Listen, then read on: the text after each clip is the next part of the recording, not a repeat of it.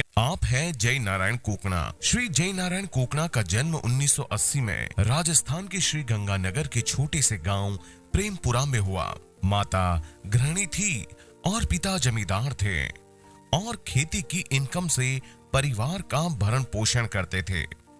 4 भाई बहनों में से सबसे छोटे जय नारायण बचपन से ही बड़े चंचल और महत्वाकांक्षी थे। पुश्तैनी खेती करने में उनकी रुचि नहीं थी, इसलिए इन्होंने बीएससी एलएलबी करके वकालत करना शुरू किया। सन 2002 में इनकी शादी मंजू से हुई। वे भी एलएलबी कर चुकी थी। दोनों शादी के बाद साथ में वकालत करने लगे। शादी के कुछ महीनों के बाद ही इनके जिया जी ने आरसीएम का प्लान दिखाया और भागचंद छाबड़ा जी की सेमिनार में लेकर गए। सेमिनार अटेंड करने के पश्चात ही जय नारायण कोकणा ने फुल टाइम आरसीएम करने का निर्णय लिया। परिवार की आर्थिक स्थिति अच्छी थी, इसीलिए परिवार में किसी ने विरोध नहीं किया, लेकिन यह कार्य नई नवेली दुल्हन मंजू को समझ नहीं आया।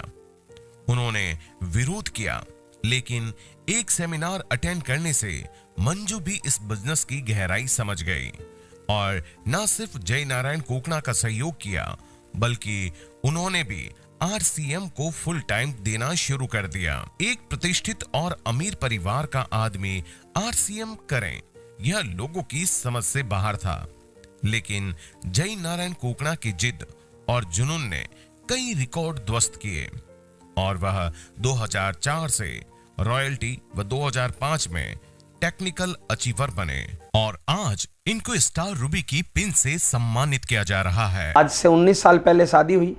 दोनों लोग वकालत करते थे, जिंदगी में कुछ बड़ा करना चाहते थे, जिंदगी में सपने बड़े थे, लेकिन कोई सोर्स नहीं था। तो वो आरसीएम वाला काम में लगा लियो ने, तो वो माने बढ़िया कौन लग गया। हमने डिसाइड किया था कि गांव से एक भैंस ले आते हैं और उसका दूध बेच के अपना खर्चा तो निकाले, घर से मांगने तो नहीं पड़े। शुरुआत में मैंने इनको काफ़ी रोकने की कोशिश की।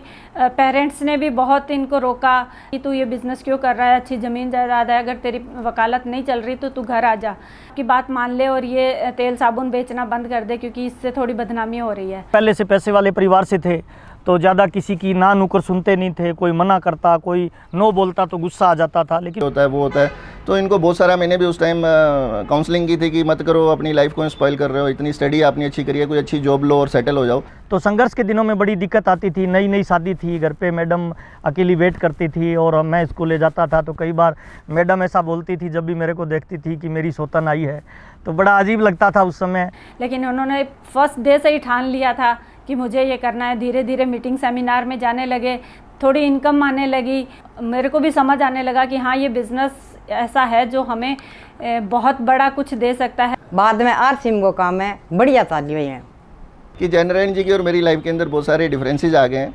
आज वो किसी अलग लेवल पे और मैं कहीं और हूँ। मैं पापा से कई बार पूछती हूँ, पापा आरसीएम में करना क्या पड़ता है, तो पापा कहते हैं कुछ नहीं करना, बस इसमें डांस करो, मस्ती करो, सबके साथ मिलजुल के रहो, तो तुम्हारा आरसीएम चल जाएगा। मेरे को आरसीएम के प्रोडक्ट बहुत अच्छे लगते हैं और मेरे पापा जो भी मैं मांगती हूँ वो दिलाते हैं मेरे को। लेकिन इस आरसीएम की वजह से हमारे सारे सपने पूरे हैं। आज हमारे टूर जो होते हैं वो फ्लाइट्स में ही होते हैं या अपनी बड़ी गाड़ी में हम घूमते हैं। आज बहुत ही खुशी की बात है, जय सर का स्टार रूबी निकला है। और जब कोई ऐसा व्यक्ति जो आपके साथ स्ट्रगल में साथ होता है, जिसको ज्वाइन आप करवाते हो, जिसकी 1-on-1 काउंसलिंग करते हो, वो बंदा जब कोई बड़ी पिन पे आता है तो दिल गार्डन हो जाता है। बड़ी खुशी की बात है। ये करने से मेरी तकदीर और तस्वीर बदली है, आप सब लोगों की बदल सकती है। इनको स्टार रूबी की पिन से सम्मानित किया जा रहा है।